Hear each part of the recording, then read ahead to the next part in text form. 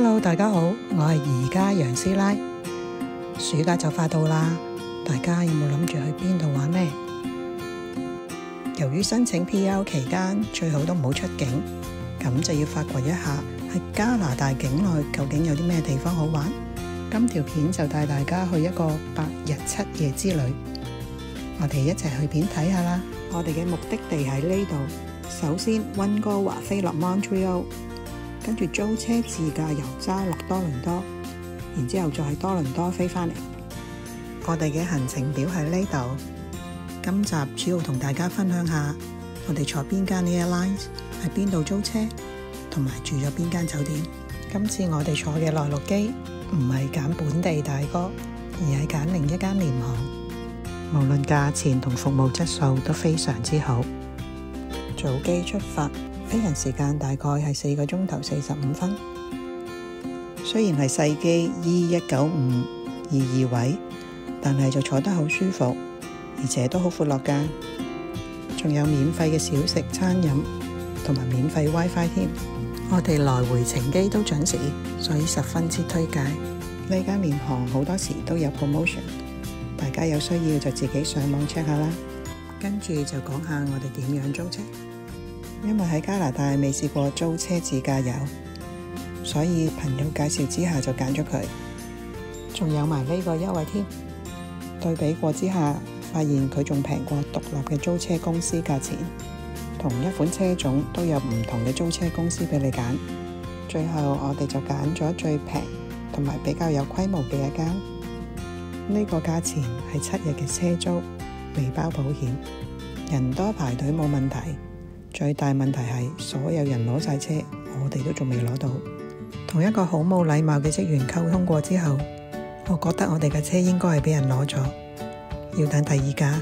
到攞到車嘅時候，又發現車種唔係我哋 book 嗰隻，職員就話係相同等級嘅車，咁我哋又唔係咁熟，唯有攞咗車先啦。由於攞車嘅時候喺室內停車場比較黑，所以只係好快咁 check 咗車身。第二朝上車嘅時候，先至發覺原來車嘅內籠好污糟。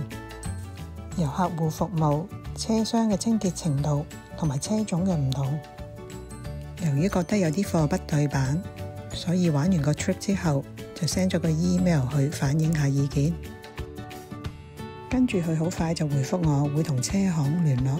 過咗幾日，佢就 send 個 email 回覆我，會 refund 返2個車款嘅差額。不過最後埋單先至發現，除咗租車費用、保險、稅項之外，仲有一項特別嘅收費，係之前報價睇唔到，所以大家租車嘅時候就要特別留意啦。今次嘅行程只係住咗2間酒店，一間喺 Kingston， 另一間喺 Niagara Falls。Kingston 我哋住咗呢間好有特色嘅古董小旅館，呢間係經典嘅維多利亞式建築紅磚小旅館，建於1879年，有100幾年歷史㗎啦。大部分都係木製嘅家私，冇電梯，要行樓梯㗎。一共有21間房，我哋住嘅係唯一一間 family room， 有2張 double bed， 1張 single bed， 房間細細，啱啱夠住。佢嘅房價已經包簡單嘅早餐同埋免費泊車。由 Montreal 揸落多倫多，喺 Kingston 住1晚，我就覺得最適合。呢個價錢住到間咁古典雅致嘅小旅館，我就覺得性價比好高啦。一家人嘅 family trip 最期待就係去呢度。唔好以為5星級酒店一定好貴，間唔中都會執到平嘢㗎。一齊跟我嚟個 room tour。好彩，其中一間仲未 upgrade 添。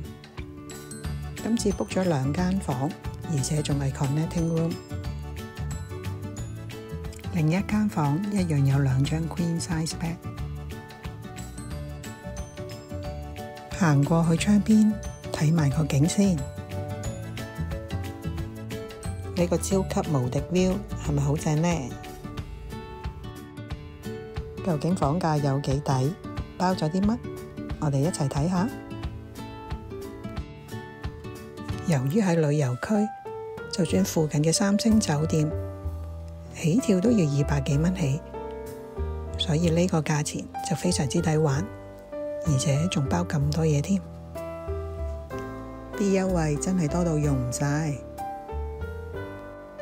仲有好靚嘅夜景同埋璀璨嘅煙花睇，我哋一齊欣賞下。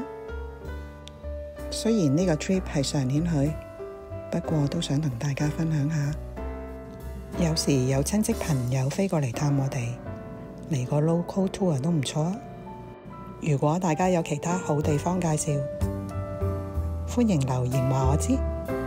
下條片繼續我哋嘅行程，睇下我哋揸車去咗邊個景點玩，同埋有啲乜嘢美食推介。